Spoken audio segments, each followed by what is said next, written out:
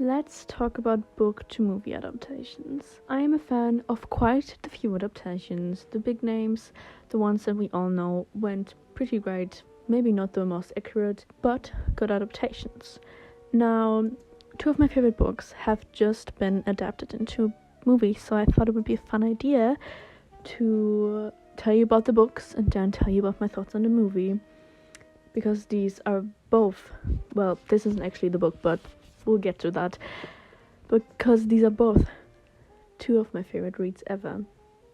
And I am scared of both of these adaptations. So let me introduce you to these books first. The first book that I want to talk about is a book that I do not have with me currently, but it's one of Claire Keegan's books. And it's called Small Things Like These. And it made me absolutely fall in love with Claire Keegan's writing, even though I don't have a physical copy of it, but it's very dear to my heart. I loved it a lot, especially because it introduced me to such an important part of Irish history, which sadly I hadn't heard about before, which just showcases how important talking about those kind of topics are, especially in books, and especially in such easy to understand books, but also very beautiful and impactful writing. And it's also a short book, so if you have yet to read it, please do. I'll read you the synopsis. It is 1985 in an Irish town. During the weeks leading up to Christmas, Bill Furlong, a coal and timber merchant, faces his busiest season. And as he does the rounds, he feels the past rising up to meet him and encounters the complicit silences of a small community controlled by the church. What else can I tell you about the book? It's just really great. It's a short and quick read. Claire Keegan has a beautiful way with words, I think. And she has such an impactful storytelling that even in her short books punches you in the gut. And also very beautiful scenery and setting, and just Irish countryside life is just gorgeous. And another thing to mention about the book, I was so shocked because even with the next book that I'm going to talk about, I usually read books that are centered around female characters, and by doing so, a lot of the times they are very anti-men, which is great, I love. But it was very, not refreshing, but lovely and sweet to see that there are some good male characters. And Bill Furlong is for sure one of these. And because of that, I am very happy with the casting. And I was so excited the moment they announced it, because Bill Furlong is played by Cillian Murphy. I just knew he was going to do great. And I'm really excited to see his performance. The movie also stars Emily Watson and Eileen Walsh, and it's directed by Tim Mealance.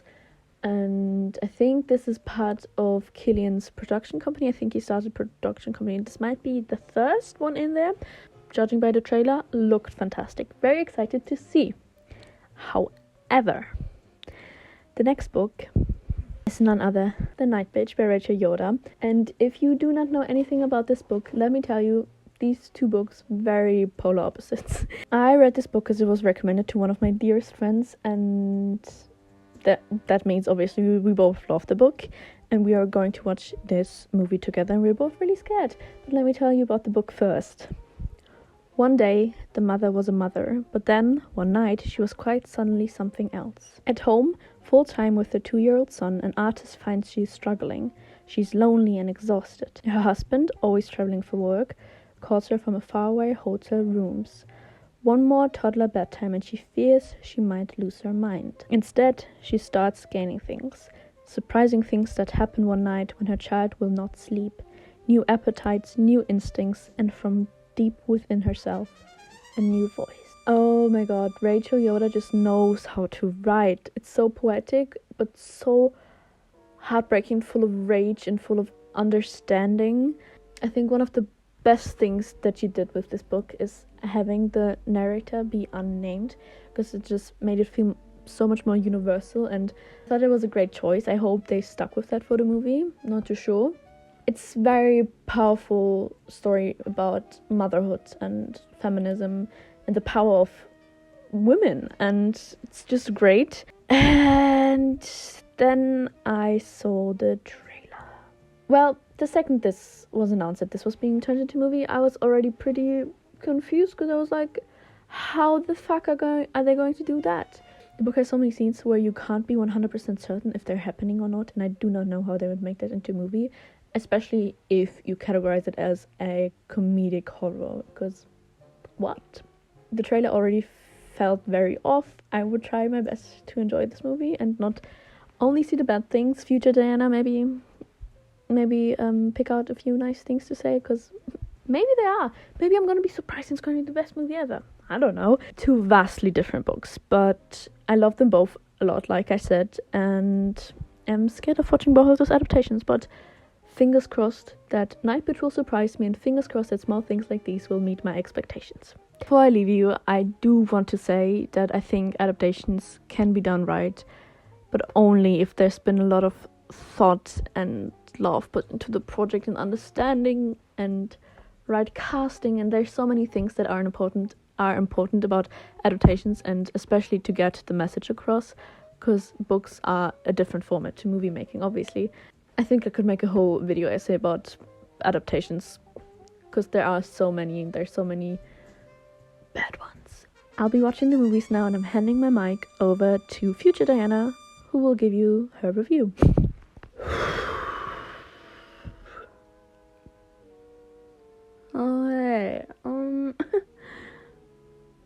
Two very different movies, obviously, as I already said. Like I said, very different books, so I expected them to be very different movies, but well, I also kind of expected that one of them will be bad, so I watched Nightbtch with one of my friends, which was the same person that recommended the book to me. We were both pretty worried about watching this movie though, because the promo, the trailer, it all looked very wrong. At least to what we expected and to what we felt and imagined while reading. We did not like the movie at all. Like, timeline-wise, we went into it and we were like kind of giggling the first few minutes because it was very funny. The movie doesn't take the issue on the table very seriously, which is the struggles of motherhood, and the book, we personally thought, did it beautifully and intensely. Yet the movie seemed like the people working on this movie didn't read the source material, which is weird because they've said they did, and they even said that they've worked with the author and had approval of the author, but it seems like they completely didn't read the book, or at least they read it and didn't have a single brain cell. The cinematography and the style and the coloring seemed very like a YA, like a teenage coming of age story, which this is not. And it also, like, I looked at my friend, this seems like a film Blake Lively would make, because it had that very middle-aged mother feel to it, which I have to say is the main character of the book is a middle-aged mother, but not in this way. Before I continue talking about this movie though, I want to mention that when they announced that there's rumors about this being turned into a movie, I was shocked and appalled, because I was like, how are they going to make this into a movie? But then I thought to myself that this could be a really good movie if it's like made by A24, or if it's a short film, and I think a short film would have been brilliant, like maybe even camera's point of view from the female mother. The book seems very weird, but it's like very chaotic, and a lot of things happen that you're not sure if they're happening, and the movie made it seem like all of those things truly happened, and I love that in a book you couldn't really tell what was real and what wasn't. I guess you could argue that the movie did that as well, but I really did not get that feeling at all. But I would be interested in knowing what a middle-aged mother would think about a movie like this, so I might just ask my mom to watch it, I don't know, but I think she would find it a very weird movie. When I look back at the book, I have it in my head very gory and bloody, chaotic, all over the place, hysterical, but so real and full of pain and understanding. Well, the movie didn't have any gore. Like, there were 2, maybe 3 disgusting scenes, but they weren't gory, they were just disgusting. I was just like waiting, and it just didn't turn around. It just kept feeling like a comedy, which I guess it's supposed to be a horror comedy, but there wasn't a horror part in it. The most disappointing fact is probably, well, when we started watching it, we were like giggling and whatever, making fun of it, because it just wasn't serious at all. Which I don't mind a movie that doesn't take itself seriously, but not with this kind of adaptation. Anyway, like halfway through there were like some scenes that I really appreciated. I remember her like first real transformation scene. It's not what I liked, but I liked, well, it wasn't too bad, but I really liked the moments after, like her playing with her son, her being wild with her son, and the shower scene. I thought it was great. Well, as great as it can get. I did like those parts, and we were like feeling like optimistic. Maybe this is gonna turn around. Maybe this will be more like the book we imagined. And then we came to the end. And kind of spoiler alert, but if you haven't read the book, there's a very big and important climactic scene at the end of the book, which centers around female empowerment and feeling freedom. It's just a very beautiful scene, and they completely cut it from the movie. And they replaced it with a scene in which the disgusting male main character that's very toxic and problematic gets a character arc. And I'm all for giving people character arcs, but this book is about female empowerment, and the fucking male main character doesn't need to be empowered and to be forgiven. And it made me so rageful, because what do you mean? You take this brilliant storyline, which centers females and their stories and their feelings and the magic and the pain of motherhood, and you make it about the fucking men in the story. We were also thinking that this kind of felt like an Adam Sandler movie. Like what I said with the cinematography, the way it feels like Blake Lively could have starred in this, it also felt like Adam Sandler might have had his hands in this.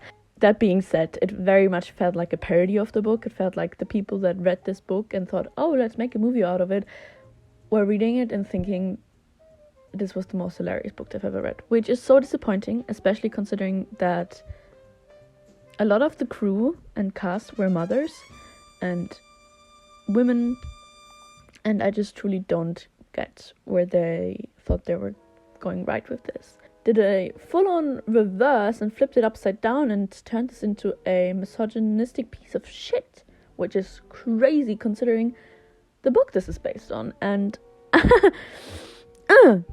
production-wise, the music, first of all, I hated the fact that Aurora was in this. Don't put my girl into this. And secondly, the music just felt so off and so random. As I said, I really wanted this to be more of a horror, like a not a thriller, but the same feeling as like a folk horror film. But this didn't have that at all, and I really wanted, like, you know, the score of Yellow Jackets, like something really weird and eerie.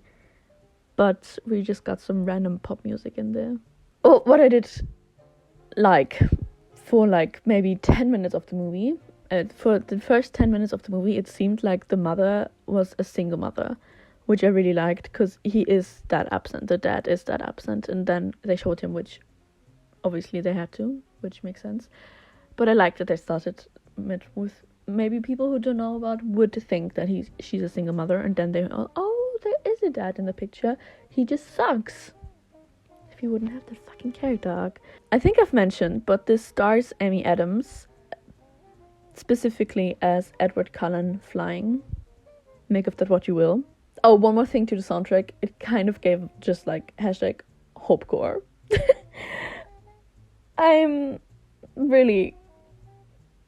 I truly would like to sit down and talk to whoever made this movie, because I have already forgotten, and talk to them about why they did all of this.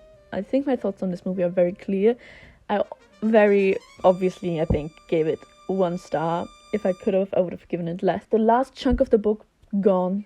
And I know book to movie adaptations often just have to leave out things, but you can't just leave out the important storyline to put in a new storyline. Those are my thoughts on Nightbtch. I am very open to hear your thoughts if you've read the book and if you've watched the movie. Maybe we just didn't understand the book, how it's supposed to be understood. I don't know, but we had very much the same opinions on the book and the same interpretations. So this is crazy. Like, I know everyone can have their own interpretation, but this is so far off.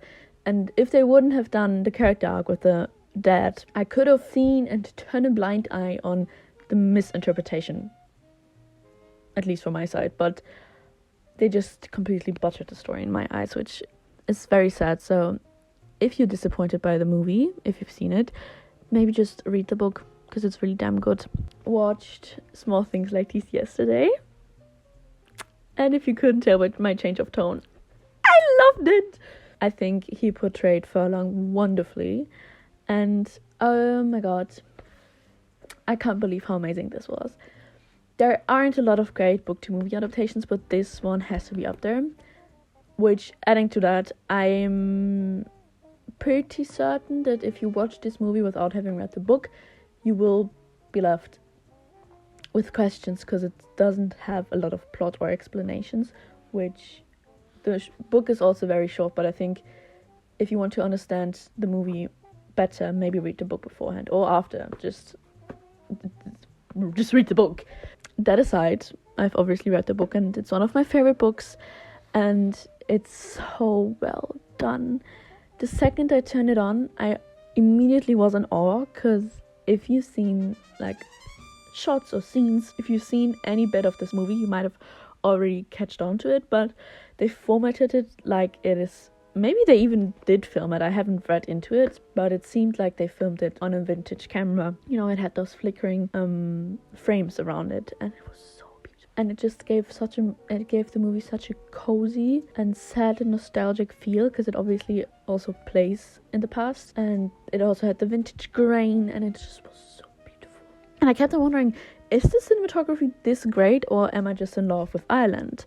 I still do not have an answer to that yet, but I do think the cinematography, especially the use of natural light and the warm tones. It felt so much more real, because they used a lot of like fireplace and candlelight and small light all over, and it just looked very beautiful and cozy. But also I think it did a great job at portraying Furlong's loneliness, I guess, his empathy. I think it did very well at that. And really, the cinematography was so great. I will look up who the cinematographer was, because I haven't done that yet. But wow, I think I'd recommend this movie to a lot of people, because it has a very important story part to it. I think in the book it felt a little bigger, the Magdalena's sister story. And I still think it had a very important part in this movie. They just focused on his inner turmoil and his way of dealing with it a bit more, but I honestly didn't mind it. I'm sure there are great movies about the topic, so it was nice to focus on one person's experience with it. And adding on to that, I personally think this is what movies should be about, which is movies focused on an individual, a person's story going through life, and not these great big heroes, big characters, but the ones that people can relate to and to be seen in. And I thought it was very beautiful. It really felt like they just took the book and knew what the vision was and what it was supposed to feel and look like. I would love to talk to someone that has read the book and then watched the movie about it, because I've read through some reviews, but I don't know if the people have read the book, so I don't know. But I am obsessed. It was so beautiful, and I would 100% watch this again and recommend this to people even if they haven't read the book. And you could feel all of their pain, and I really liked how they did his backstory and how it just kind of resurfaces and makes him feel a lot of things, which is just life. Those things just happen. I've seen a review which said that the flashbacks and such felt very random, which I thought was kind of crazy to say, because don't you just ever sit and a sudden wave of traumatizing nostalgia hits you? And I just love Irish cinema.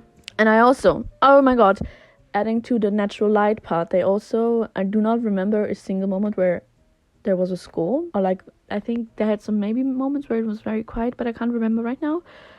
But I did notice, like, at the end of the movie, that there wasn't a lot of music going on, and I thought that was so beautiful. You could always hear the background, the crack of the fireplace. It felt really real, and like a real story from a real person, and I really appreciated that. I've watched a fair few of book to movie adaptations, Some of my favorites, which include Hunger Games, Call Me By Your Name, the new Percy Jackson series, the Interview with the Vampire TV show. Great adaptations, and also some of these include great adaptations that were taken from the source material but changed to be more modern and more progressive and inclusive, which I thought this was maybe what Nightbtch was trying to do, but then they just kind of went from progressive to, well, this is fucking misogynistic bullshit. I think not every book needs to be turned into a movie. As much as I love that, because I have a hard time imagining things while reading, and I love seeing the actual visuals, not every book has to be turned into a movie. And that's that. I hope I didn't talk too much bullshit, and I hope you understand my opinions. Yeah, really disappointed, but really excited with the other, and I cannot wait to watch more.